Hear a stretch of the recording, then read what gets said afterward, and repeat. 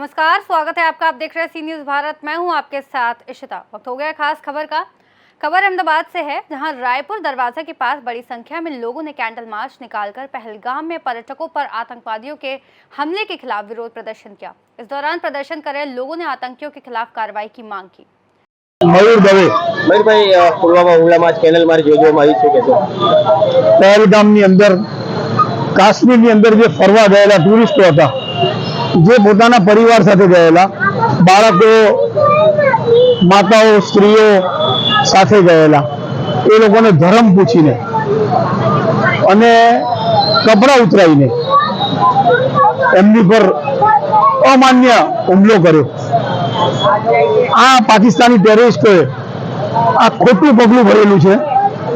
આ મોદી સરકાર છે, એને જડબે સલાક જવાબ આપશે અને આ ભારતની સેના પણ એમને જડબે સલાક જવાબ આપશે। ગુજરાતથી માંડીને આસામ સુધી બાંગ્લાદેશી હોય કે પાકિસ્તાનીઓ હોય, એ લોકોને કાઢવાનું કામ અત્યારે જડબાતોડ રીતે કરી રહ્યા છે અને કરી રહ્યા છીએ। આ પહેલગામના ટુરિસ્ટો પર જે હુમલો થયો, એમાં આજે રૂગનાથપુરાની પીઠના રહીશોએ એમને શ્રદ્ધાંજલિ આપવાનો કાર્યક્રમ યોજેલો। નાના બાળકો, બહેનો પોતાની લાગણી વ્યક્ત કરી કે જે આ પોતાના પરિવાર સાથે ગયેલા, એમને સ્ત્રીઓને અલગ કરીને માત્ર પુરુષો પર 28 જેટલા પુરુષો પર હુમલો કરી અને એમને મોતને ઘાટે ઉતાર્યા છે। આ આતંકવાદીઓને ભારત સરકાર જડબે તો જવાબ આપશે એવી મને આશા છે। હું ખાડિયા વોર્ડમાં રહું છું।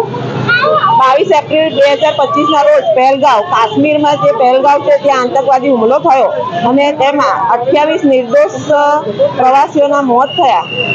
તે ખૂબ જ ખરાબ ઘટના બની અને આતંકવાદીઓએ લોકોને ધર્મ પૂછીને માર્યા છે અને તેના માટે દેશમાં ખૂબ જ આક્રોશ છે અને લોકોને પૂરો વિશ્વાસ છે કે આપણા પ્રધાનમંત્રી નરેન્દ્ર મોદી એનો જડબાતોડ જવાબ આપશે, આતંકવાદીઓને પકડી અને આકરામાં આકરી સજા કરશે। તે માટે ખાડિયા વોર્ડ પર ખૂબ જ એના માટેનો મોટા કાર્યક્રમો કરી રહ્યો છે। એ જ રીતે એના ભાગરૂપે અહીંયા રૂગનાથપુરાની પીઠમાં પણ આજે શ્રદ્ધાંજલિનો જે કાર્યક્રમ થયો, એમાં ઘણા બધા લોકો હાજર રહ્યા અને દિવંગત આત્માઓને शांति મળે તે માટે प्रार्थना करें। मेरा नाम राजू भाई क्रिश्चियन है और मैं यहाँ रुगनाथपुरा पीठ में रहता हूँ, अहमदाबाद के अंदर।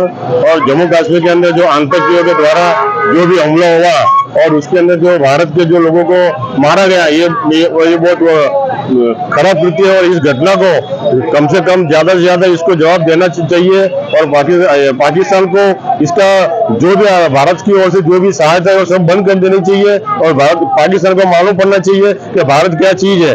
और इस घटना के अंदर हमने आज कैंडल मार्च के जरिए इस मृतकों को आत्मा को शांति मिले, इसके लिए ये कैंडल मार्च का आयोजन किया हुआ है। और जो भी मृतक मरण हुए उनके परिवार को श्रद्धांजलि के द्वारा हम उनके परिवार में जो भी सहाय हुए वो सब भारत सरकार की ओर से मिले ऐसी सहायता करते, और जो मर गए उनके आत्मा को परम शांति मिले ऐसी हम प्रार्थना करते हैं।